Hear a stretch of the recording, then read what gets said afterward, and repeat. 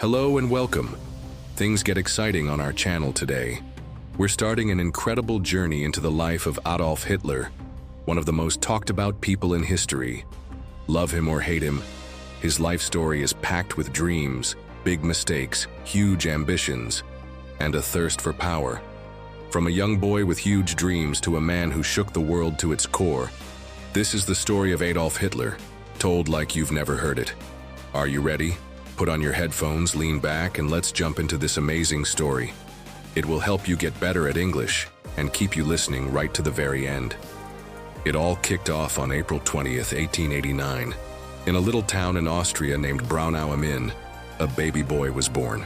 His parents were Alois and Clara Hitler, and they named their son Adolf.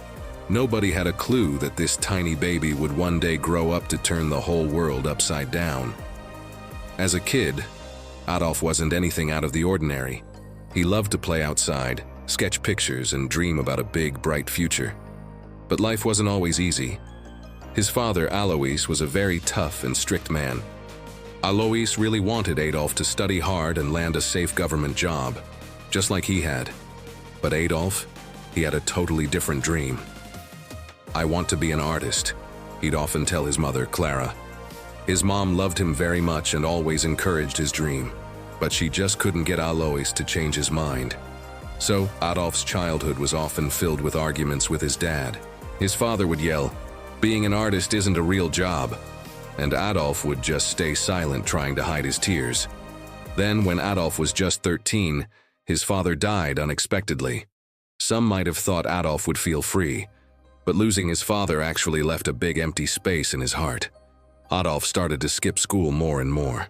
He used to be a good student, but now he just didn't seem to care. His teachers would say, "Adolf is clever, but he's just lazy." All he really wanted to do was draw. After he finally finished school, Adolf packed up his things. He moved to Vienna, the grand capital city of Austria. He was buzzing with excitement. Vienna is the city of art, he thought. "I'm going to become a famous painter here." He applied to the Academy of Fine Arts, a very important art school. But when the list of accepted students came out, his heart shattered. He didn't make it. The school told him, "Your paintings just aren't good enough." Adolf felt completely shamed and embarrassed. "I'll try again," he told himself. But the very next year, the school turned him down once more. He was crushed. With no school and no job, Adolf's life got really tough.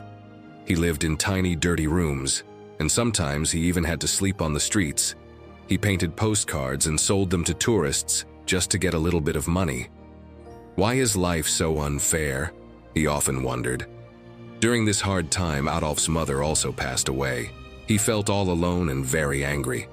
He started to blame other people for all his problems and failures. "It's not my fault," he would tell himself. In 1914, everything changed in a big way.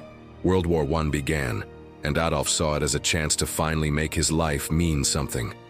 He joined the German army. He loved being a soldier. At last, he thought, "I'm part of something important." Adolf was brave during the war. He carried messages across dangerous battle zones and even got 2 medals for his courage. But in 1918, Germany lost the war. Adolf was filled with rage. "Our leaders tricked us," he shouted. He felt Germany needed a strong hand to guide it back to its former glory. After the war, Adolf went back to Germany. The country was a mess. People were poor, starving, and many were furious about how the war ended. Adolf saw this pain and anger as his big chance. He joined a tiny political group called the German Workers' Party. Adolf was an amazing speaker. When he talked, people really listened.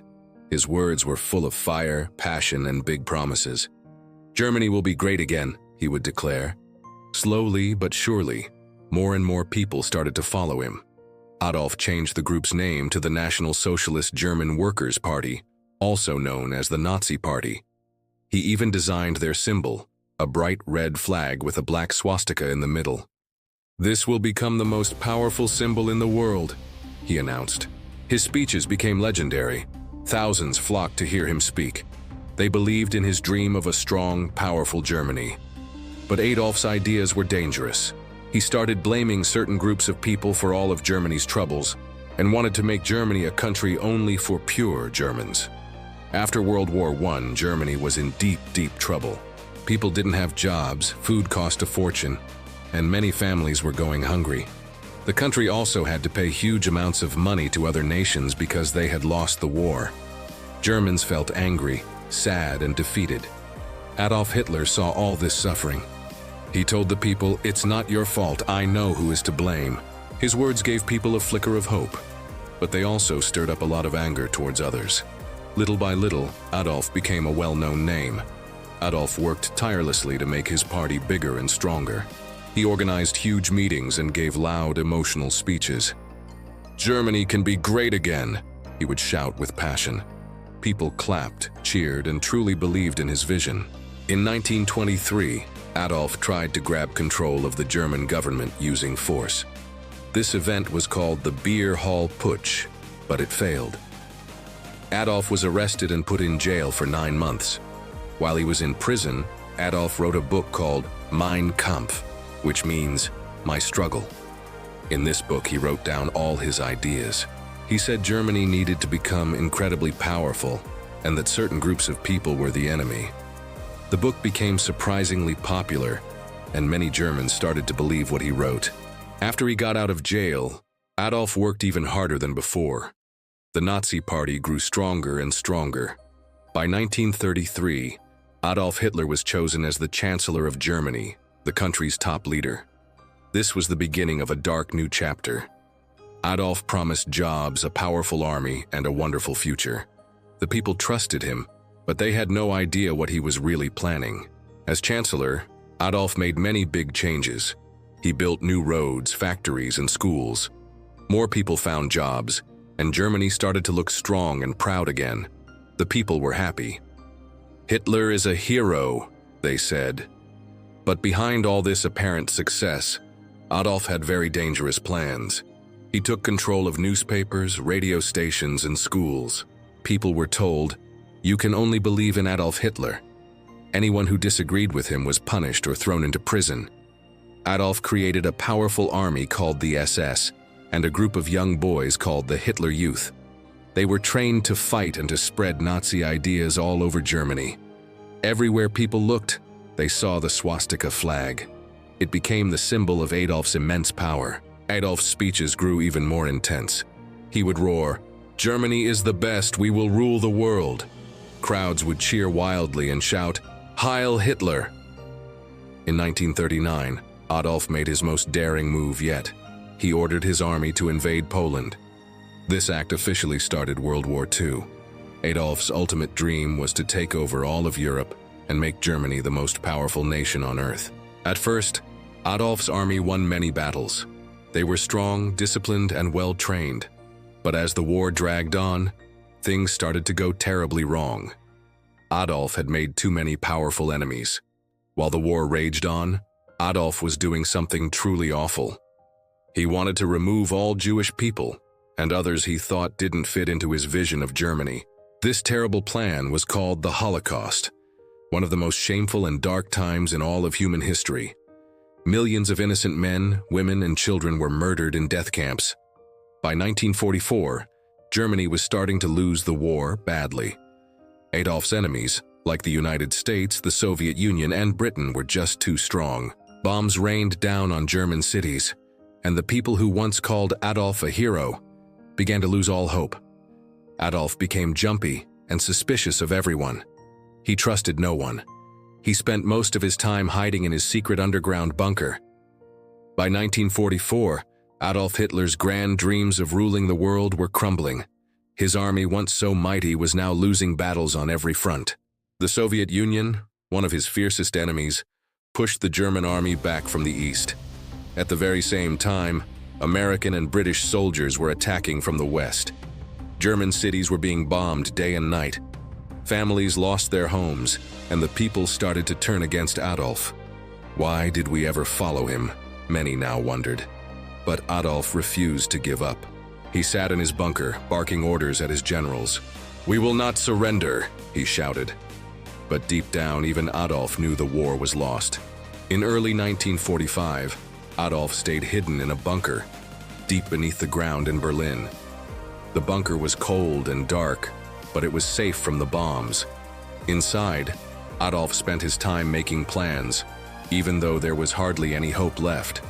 He wasn't alone. His most loyal followers were with him, including his girlfriend, Eva Braun. Eva had been by his side for many years, though Adolf had kept their relationship a secret. She loved him, even in these, his darkest days. Outside the bunker, the sound of gunfire grew louder and louder with each passing day. The Soviet army was closing in on Berlin. "The end is near," his advisors whispered. Leaders from other countries begged Adolf to surrender. "Save the people of Germany," they pleaded. But Adolf refused. He believed surrender was a shameful sign of weakness. "If Germany loses," he said coldly, "it is because the people were not strong enough." By April 1945, Berlin was completely surrounded. The Soviet army attacked the city from every direction. Buildings crumbled, fires blazed, and people ran for their lives. On April 29, 1945, Adolf made a surprising choice. He married Eva Braun right there in the bunker. It was a very simple wedding, with just a few people present.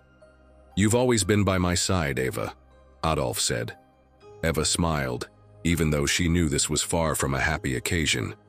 After the wedding, Adolf and Eva spent hours together, talking about their lives and everything they had done. They both knew the end was very close. On April 30th, 1945, Adolf made his final, chilling decision.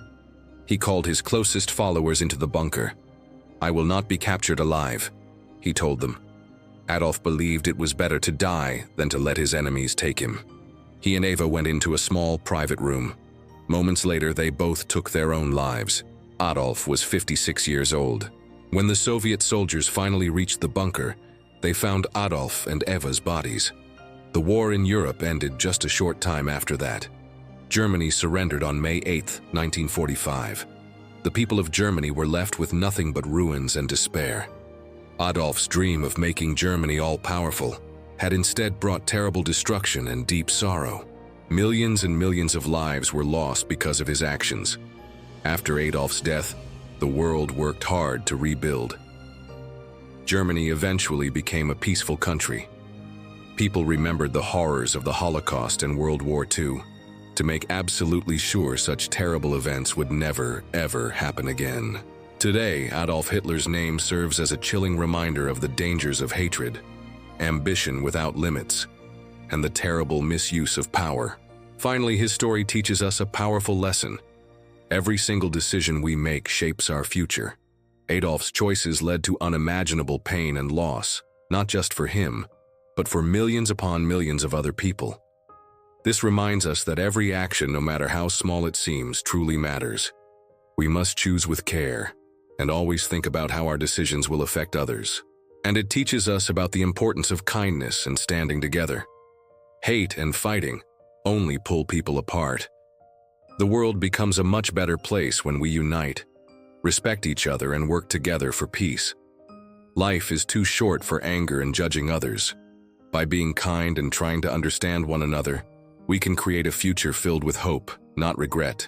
So remember, choose love instead of hate. Choose to be humble instead of proud, and choose togetherness instead of division. These simple lessons can make our world a much better place. This was the story of Adolf Hitler, a man whose life changed the world forever. It's a story of dreams, immense power, and the terrible mistakes that led to such a tragic end. Remember, history isn't just about things that happened in the past. It teaches us how to build a brighter, better future. Thank you so much for listening.